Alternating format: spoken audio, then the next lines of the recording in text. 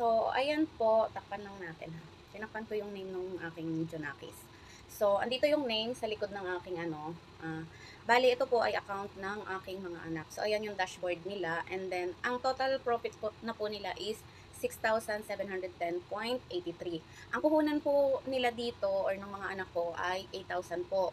2,000 galing sa kanila nung 27 and December 27, and then nung 29 or 30 ata yun, nagdagdag ako ng bali 5K nung sumahod ako sa paluwagan, binigyan ko sila. And then nagdagdag sila ng another 1K nung after New Year na po kasi may nagbigay ulit sa kanila na ninong at ninang nila at ipinadagdag nila sa puhunan nila dito. So, inuulit ko po, ito po ay account ng aking mga anak.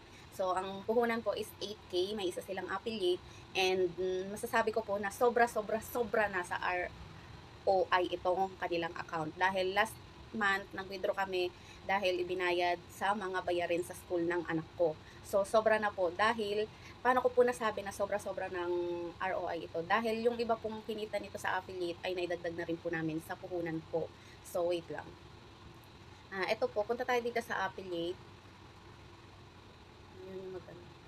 Dito na lang tayo, wait lang. Dito na lang tayo sa withdraw history na lang. So, sobrang liliit. Ayan po, ito na po yung mga na-withdraw namin. So, 2,561, 560, 1,490, 2,650, 3,540, 22, 3,2, and 5,2, and 6,1 po kahapon. So, ayan na po, and meron na po ulit silang kinita na mula kahapon na nag-withdraw ako nung 9:30, ayan, may kinita na ulit sila na 275. So, balik tayo sa my wallet po.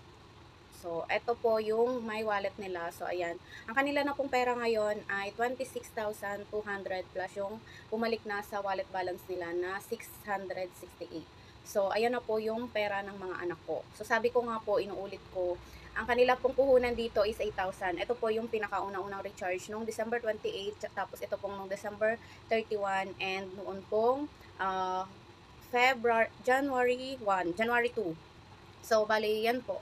Yan po yung kanilang puhunan lang. And then, the rest of the money ay galing na po sa kanilang affiliate. Yung mga winidraw po doon is dito na po napunta. And yung last recharge po namin dito is noong pong February 29. So, yung the rest po na na-withdraw namin lately is nagamit na po namin sa mga bayarin ng mga anak ko sa school. So, inuulit ko, kanila pong account to, 8,000 ang puhunan namin at return of investment na po kami. So, yon. And ngayon po, itatry naman natin na mag-recharge ulit. Magre-recharge ako ng 1,000 since nag-withdraw naman ako kahapon. Bali, may pagbabayaran kami ulit noon. So, yung aming winidraw na 6,000. Pero gusto kong itry ngayon yung pagre-recharge ulit. So, mag-online recharge wallet tayo. Tapos, ilagay natin yung amount. Pay, QR, PH. Tapos, mag-recharge tayo ng 1,000.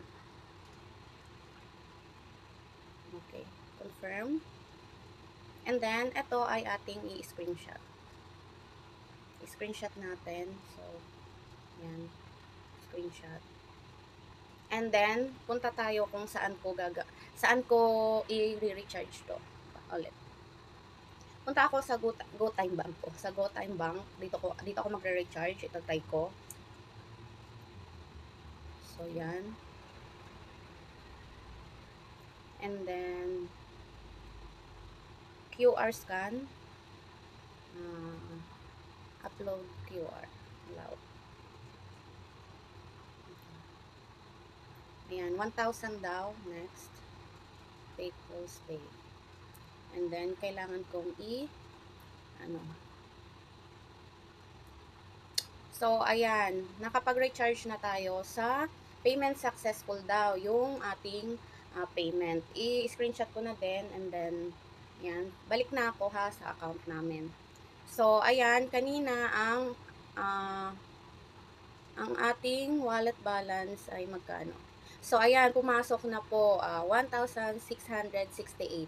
So, pumasok na yung ating na-recharge. Ayan po siya. So, pay calls QRPA. So, yun lang. Thank you.